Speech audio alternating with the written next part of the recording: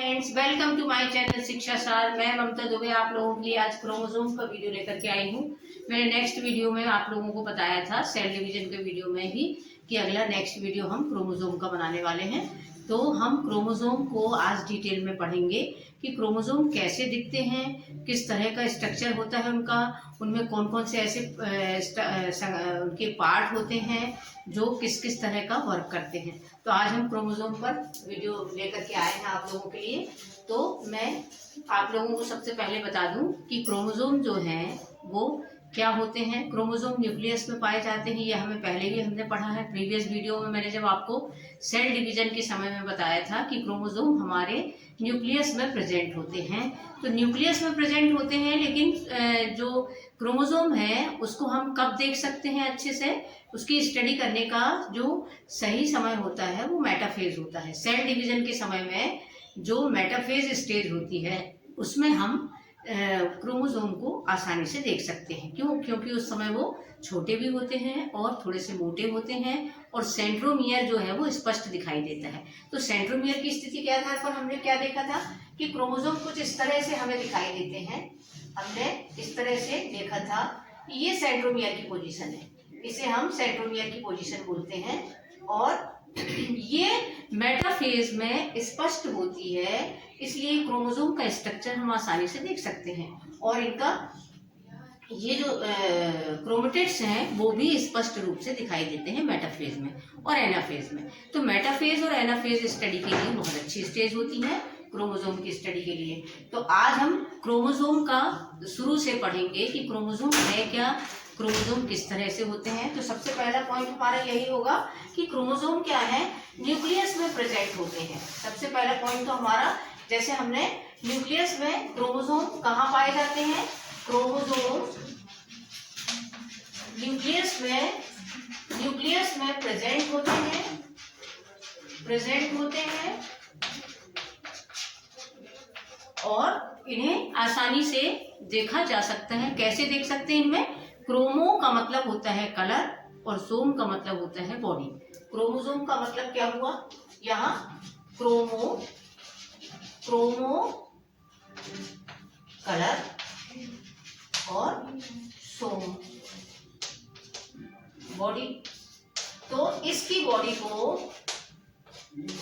क्या कर सकते हैं हम, स्टेनिंग कर सकते हैं। जैसे स्टेन होता है एसिटो कार्मिन हुआ या एसिटो कार्मिन के द्वारा हम जब इनको कलर करते हैं या स्टेनिंग करते हैं इनकी, तो ये गुलाबी कलर या लाल कलर के दिखाई देते हैं हमें, है ना। तो स्टेनिंग करने के द्वारा इनके कलर किस तरह के दिखाई देते हैं, या तो लाल कलर दिखाई देगा हमें क्रोमोसोम का, या गुलाबी कलर के स्टेनिंग हो जाती है इनमें। क्रोमोसोम में स्टेनिंग करने के बाद गुलाबी रंग के दिखाई देते हैं या लाल रंग के दिखाई देते हैं। अब हमें मालूम है कि क्रोमोसोम कैसे होते हैं, थ्रेड लाइक स्ट्रक्चर या धागे के समान संरचनाएं। कैसी संरचनाएं होती हैं, धागे के समान संरचनाएं कहलाती हैं। ये संरचनाएं होती हैं। अब ये धागे की समान संरचनाएं होती हैं, हमें मालूम है सेल डिवीजन के समय में किस तरह के होते हैं, ये न्यूक्लियस में प्रेजेंट होते हैं। और सेल डिवीजन के समय हमें ये धागे के समान दिखाई देते हैं। इस तरह से धागे जैसे पड़े होते हैं, इस तरह से दिखाई देते हैं हमें, या हम ऐसे इनको स्टडी करते हैं, ये धागे के समान हमें दिखाई देते हैं सेल डिवीजन के समय। लेकिन सेल डिवीजन में तो ये धागे के समान दिखाई देते हैं, लेकिन जब इंटरफेज होती है, इंटरफेज प्रोसेस में इंटरफेज स्टेज जो सेल डिवीजन की होती है, उस समय ये नेट के जैसे दिखाई देते हैं। धागे जो होते हैं वो एक डेंस होकर के एक नेट बना लेते हैं। स्ट्रक्चर कैसा बन जाता है इनका, नेट लाइक स्ट्रक्चर हो जाता है। तो इसको हम देख सकते हैं कि धागे की समान संरचनाएं होती हैं सेल डिवीजन के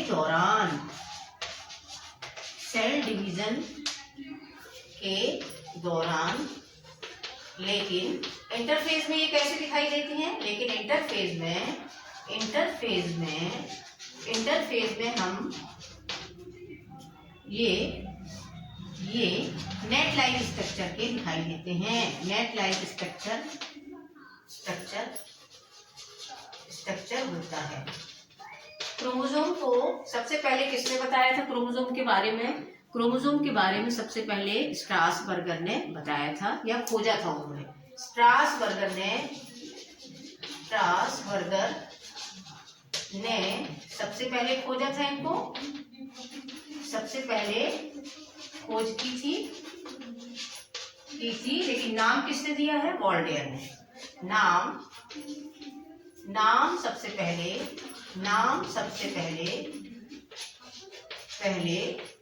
वॉल्डेयर ने दिया, तो ये दो वैज्ञानिक को इसका श्रेय जाता है कि स्ट्रासबर्गर ने इसे खोजा था, इसकी खोज की थी, लेकिन वॉल्डेयर ने सबसे पहले इनको क्रोमोसोम नाम दिया। इस तरह से हमने क्रोमोसोम के बारे में देख रहे हैं हम। तो क्रोमोसोम, आगे चलते हैं हम। तो क्रोमोसोम जो होते हैं वो क्या होते हैं, उनके अंदर क्या पाया जाता है? डीएनए होता है, डीएनए प्रेजेंट होता है उनके अंदर। डीएनए के पार्ट जो होते हैं, छोटे छोटे पार्ट जो होते हैं वो क्या होते हैं? उनके अंदर जीन्स पाए जाते हैं, जीन्स प्रेजेंट होते हैं। तो इसका मतलब क्या हुआ? क्रोमोसोम जब एक पीढ़ी से दूसरी पीढ़ी में जाएंगे, मतलब फर्स्ट जनरेशन से सेकंड जनरेशन में जाते हैं या पास होते हैं, या पेरेंट्स से डॉटर में जाते हैं, क्रोमोसोम चले जाते हैं, तो क्या लेकर के जाते हैं वो अपने साथ में? जीन्स को लेकर के जाते हैं। तो क्या हुए? ये जीन्स के कैरियर हुए या उनके वाहक हुए। जीन्स के वाहक होते हैं। सबसे क्या इंपॉर्टेंट हुआ कि क्रोमोसोम जीन्स के वाहक होते हैं, जीन्स के वाहक होते हैं, वाहक या कैरियर होते हैं, जो उन्हें क्या करते हैं? एक पीढ़ी से दूसरी पीढ़ी में लेकर के जाते हैं। क्रोमोसोम के द्वारा ही जीन्स जो है वो पेरेंट से डॉटर में चले जाते हैं। समझ में आया? आगे चलते हैं हम, देख लीजिए इसको।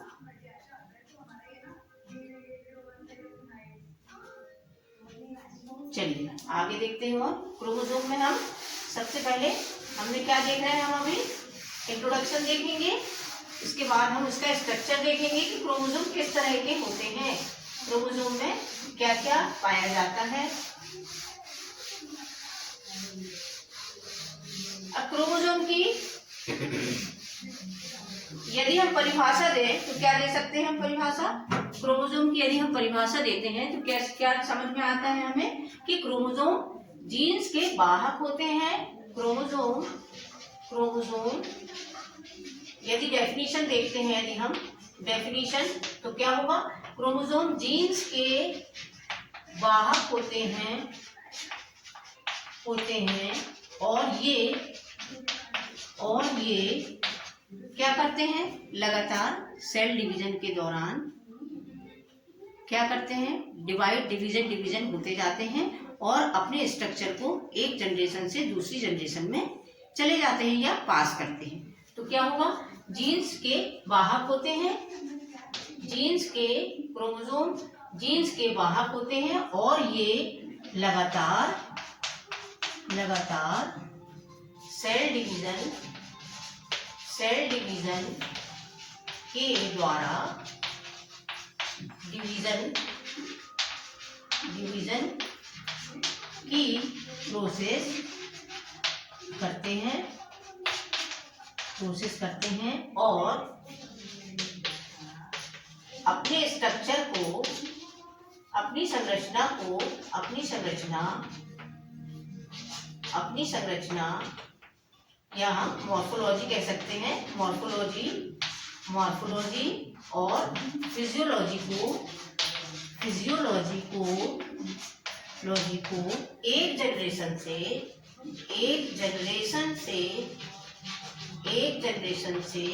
दूसरी जनरेशन में क्या रखते हैं? सुरक्षित रखते हैं। दूसरी जनरेशन में सुरक्षित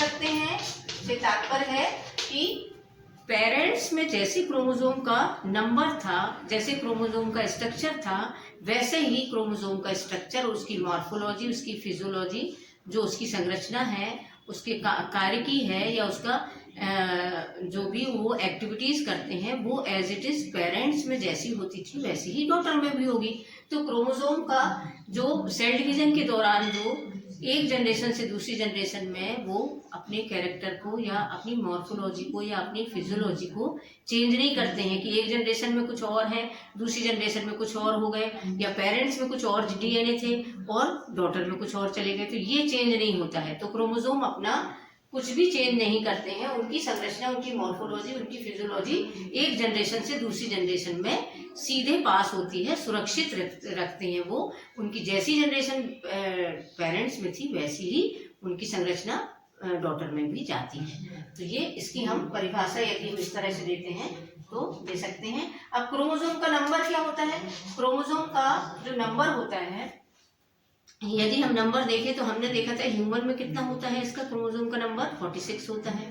तो प्रत्येक जाति में क्रोमोसोम का नंबर अलग अलग होता है। प्रत्येक जाति में क्रोमोसोम का नंबर बदलेगा, लेकिन एक ही जाति में सेम होगा।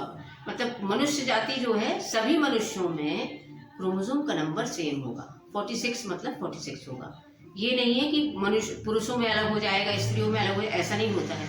एक ही जाति के मनुष्यों में क्रोमोसोम का नंबर समान होता है, लेकिन अलग अलग जाति के क्रोमोसोम नंबर स्पीसीज, अलग अलग जातियों में क्रोमोसोम का नंबर अलग अलग हो जाता है। तो ये लिख सकते हैं हम कि अलग अलग जातियों में, अलग अलग जातियों में या स्पीसीज में अलग अलग जातियों में या स्पीसीज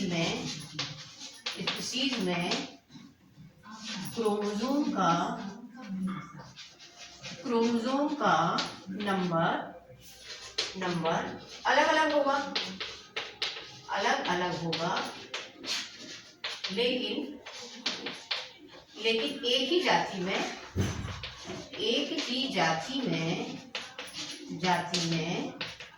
सेम होगा। जैसे ह्यूमन है तो ह्यूमन में सभी ह्यूमन में कितना होगा? 46 होगा उसका नंबर, तो सेम होगा।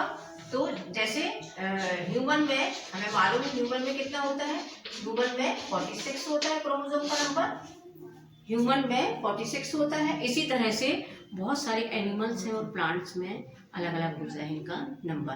जैसे कुछ हमारे एनिमल हैं, जैसे हाथी है, खरगोश है और आपका चूहा है, इनमें अलग अलग होता है। कुछ का एग्जाम्पल हम देते हैं यहाँ पर। जैसे चूहा है, चूहा या मेंढक में कितना होगा इसका नंबर?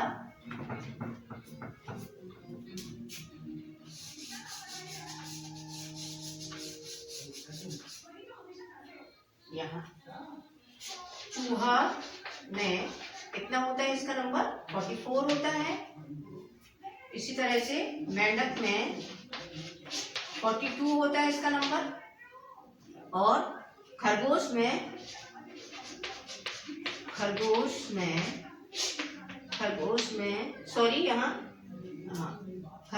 48 होता है। इसी तरह से प्लांट में यदि हम देखें तो प्लांट में भी अलग अलग होता है। जैसे आपका 24 होता है, टमाटर में 24 होता है। टमाटर का यदि देखते हैं तो टमाटर में 24, आपका मटर में कितने होते हैं? 14 होता है मटर में इसका। और इसी तरह से टमाटर, मटर और भी हैं अलग अलग स्पीसीज। प्लांट की बहुत सारी स्पीसीज होती हैं।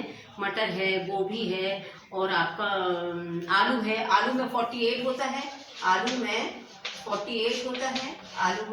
48 होते हैं। इसी तरह से आपकी और भी प्लांट होते हैं जिनमें अलग अलग होता है।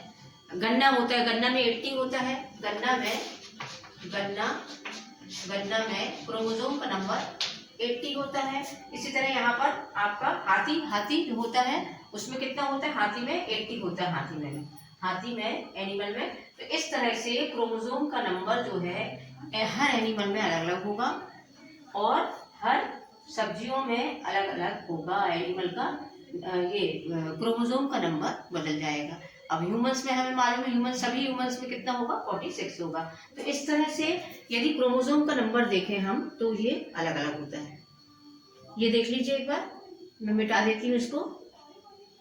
चलिए अब हमने काफी इंट्रोडक्शन पढ़ लिया है, अब हम क्या पढ़ने वाले हैं, इसके स्ट्रक्चर को देखेंगे अब इसके आगे। स्ट्रक्चर यदि हम देखें तो क्रोमोसोम का स्ट्रक्चर किस तरह का दिखाई देता है। क्रोमोसोम हमने देखा था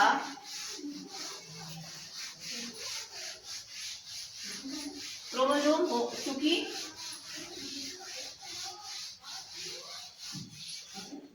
क्रोमोसोम चूंकि किस तरह के होते हैं, जनरली क्रोमोसोम इस तरह से होता है, ये आपका इसका सेंट्रोमियर होता है। और क्रोमोसोम जब कैसे होते हैं, इसी तरह होते हैं क्रोमोसोम, और ये जब इंटरफेस के समय एस फेज होती है उसमें डबल हो जाते हैं, हमने बताया था कंटेंट डबल हो जाता है, और डबल होने के बाद ये क्या हो जाते हैं, इनकी कॉपी बन जाती है, एक कॉपी इधर बन जाती है, एक कॉपी इधर बन जाती है, और सेंट्रोमियर डिवाइड नहीं होता, सेंट्रोमियर एक ही होता है, इसलिए इसको हम क्या बोलेंगे, एक क्रोमोसोम। क्योंकि चूंकि क्रोमोसोम की एक कॉपी बनी हुई है, इसकी डबल कॉपी हो गई, तो ये इस तरह से दिखाई देने लगता है। लेकिन चूंकि क्रोमोसोम किस तरह का होता है, हमारा ऐसा होता है, ऐसा पड़ा रहता है क्रोमोसोम जनरली ऐसा। ये क्या होता है, इंटरफेस के समय में जब सेल डिवीजन होने लगता है तो इंटरफेस में ये अपनी डबल कॉपी बना लेता है, एक और कॉपी बना लेता है, और कॉपी बनाने के बाद वो ऐसा दिखने लगता है। समझ में आया ये बात। तो इस तरह से क्रोमोसोम को हम देखेंगे, इसका स्ट्रक्चर इसी तरह का होता है। यदि हम इसका एक स्ट्रक्चर बनाएं तो उसके पहले हम देखेंगे टाइप्स। जैसे हमने सेल डिवीजन में हमने देखा था, इनके 4 टाइप्स होते हैं। कुछ एनिमल में जैसे एम्फीबियन होते हैं, एम्फीबियंस जो होते हैं उनमें क्रोमोसोम अलग टाइप के दिखते हैं, और कुछ इंसेक्ट होते हैं उनमें भी क्रोमोसोम अलग टाइप के दिखते हैं। तो क्रोमोसोम को किसके आधार पर हम पहचान सकते हैं, सेंट्रोमियर की पोजीशन के आधार पर इनको हम 4 प्रकार में डिवाइड करते हैं। क्रोमोसोम को 4 प्रकार होते हैं, types of chromosome. Types of chromosome कितने होते हैं, 4 तरह के होते हैं क्रोमोसोम।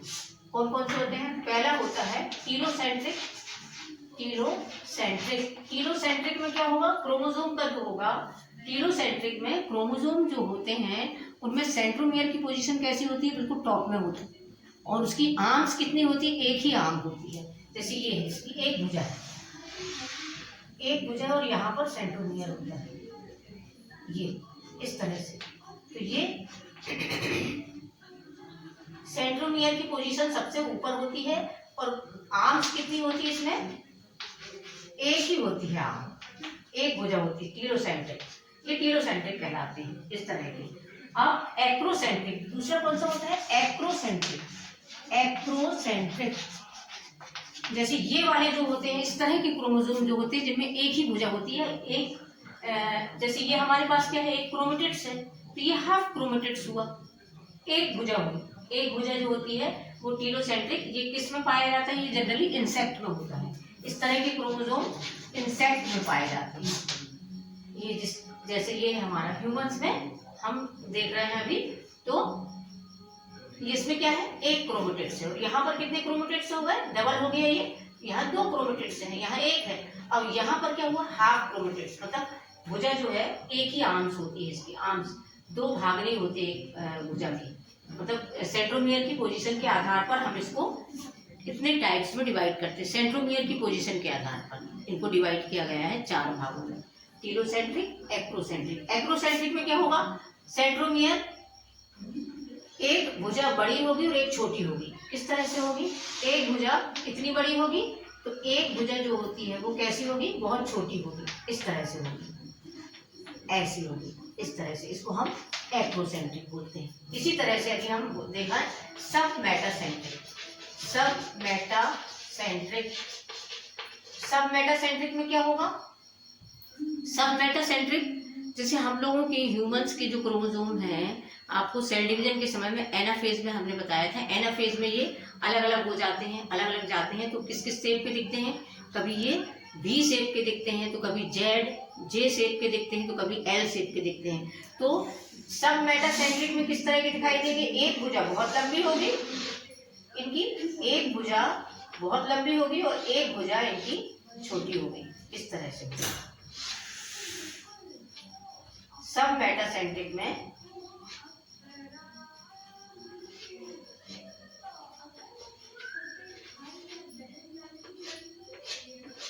ऐसे ये इस तरह से दिखाई देगी। एक भुजा एक बड़ी होगी और एक भुजा छोटी होगी। तो इस तरह से ये किस तरह के शेप के दिखाई देंगे, कहीं कहीं ये जेड शेप के दिखाई देते हैं, कहीं कहीं एल शेप के दिखाई देते हैं। जब एनाफेज स्टेज देखते हैं हम, एनाफेज में हमें कहीं कहीं क्रोमोसोम जो होते हैं जेड लाइक स्ट्रक्चर भी दिख रहा है, इसका एल लाइक स्ट्रक्चर भी दिखता है। तो ये सब मेटासेंट्रिक कहलाते हैं। उस समय क्रोमोसोम का जो हम टाइप्स बता सकते हैं कि जब जेड शेप जे शेप के या एल शेप के दिखाई देते हैं तो उसको हम क्या बोलते हैं, सब मेटासेंट्रिक। और मेटासेंट्रिक कैसे होते हैं, मेटासेंट्रिक में दोनों भुजाएं एक जैसी होती हैं और बीच में क्रोमोसोम होगा और दोनों भुजाएं बिल्कुल एक जैसी होंगी। इस तरह से दोनों भुजाएं एक जैसी होंगी क्रोमोसोम की। तो ये कैसे दिखाई देंगे हमें, वी शेप या वी शेप के दिखाई देते हैं। इस तरह से दिखाई दे रहा है, वी शेप दिखाई देते हैं, तो इसे हम बोलते हैं मेटासेंट्रिक। तो ये पोजीशन कब दिखाई देती है हमें, ये किसमें पाए जाते हैं, ये जनरली एम्फीबियंस में पाए जाते हैं। ये एम्फीबियंस में पाए जाते हैं। एम्फीबियंस में इस तरह के क्रोमोसोम होते हैं, एम्फीबियंस में पाए जाते हैं। तो इस तरह से हमने बताया आपको कि 4 टाइप के क्रोमोसोम का नंबर, जैसे टीलोसेंट्रिक, एक्रोसेंट्रिक, सब मेटासेंट्रिक और मेटासेंट्रिक। चौथा ये थर्ड है और ये फोर्थ है मेटासेंट्रिक। तो सब मेटासेंट्रिक में जो हमारी एनाफेज होती है, ह्यूमंस की एनाफेज में जे आकार के या एल शेप के हमें क्रोमोसोम नंबर या क्रोमोसोम हमें दिखाई देते हैं। तो सब मेटासेंट्रिक हमें एनाफेज में देख सकते हैं हम। समझ में आया। और मेटासेंट्रिक में कैसे होते हैं क्रोमोसोम, वी शेप के दिखाई देते हैं, जिनमें सेंट्रोमियर बीच में होता है और दोनों भुजाएं एक जैसी होती हैं। ये थोड़ी छोटी हो गई, इसको भी थोड़ी बड़ी कर, ये ऐसे एक जैसी होती हैं दोनों भुजाएं। और इसमें एक भुजा छोटी और एक ज्यादा लंबी, और यहाँ ये बहुत लंबी, ये बहुत ही छोटी, और इसमें एक ही भुजा होती है या एक आर्म होती है, 1 आर्म टीलोसेंट्रिक में। तो ये हो गए हमारे टाइप्स ऑफ क्रोमोसोम सेंट्रोमियर की पोजीशन के आधार पर। किसके आधार पर है ये, सेंट्रोमियर की पोजीशन के आधार पर, पोजीशन के आधार पर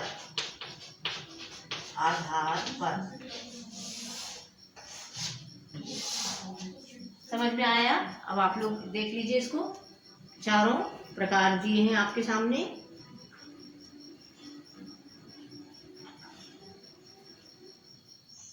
देख लीजिए। चलिए हम अब इसका स्ट्रक्चर देखेंगे। हम स्ट्रक्चर में हम आगे स्ट्रक्चर बनाएंगे इसके कि इसमें कौन कौन सी संरचनाएं होती हैं और ये किस तरह से दिखाई देता है क्रोमोसोम। जैसे यदि हम क्रोमोसोम को इसी आधार, जो आज के लिए टॉपिक इतने रहेगा। ये हम नेक्स्ट पार्ट में इसका आगे वाला जो आगे का पार्ट है वो नेक्स्ट वीडियो में आप लोगों को लिए लेकर के आती हूँ मैं। थैंक यू बच्चों। यदि आपको मेरा वीडियो अच्छा लगता है तो इसे सब्सक्राइब जरूर करें, लाइक करें और शेयर करें। जिन बच्चों को नहीं मालूम है उन्हें शेयर कर दीजिए तो उनको भी पता चल जाएगा। और यदि आपको कुछ मुझसे पूछना हो या कुछ आपको इसमें जानना हो तो मुझे कमेंट्स कर सकते हैं। कमेंट्स करेंगे तो आप मुझे अच्छा लगेगा। थैंक यू बच्चों।